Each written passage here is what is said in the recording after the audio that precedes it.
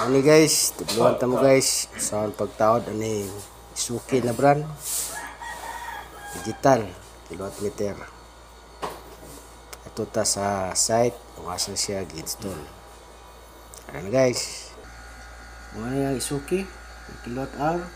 Ayan, Japan. Ito yung galing sa main breaker sa source sa digital kilowatt meter hour. Ito yung load side papunta ng breaker sa kwarto. Ito na to guys. Guys, single breaker lang siya.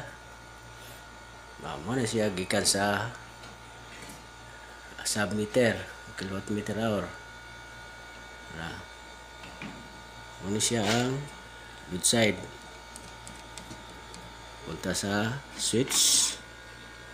Yan, sa ilaw. Masaksakan. Yan. Pagka saksakan. Guys. Pakita na ko sa inyo guys ha. Ato nang i-test karon guys. Ayan guys oh. Function na. May ilaw. Okay na siya. Ito ta sa may main breaker.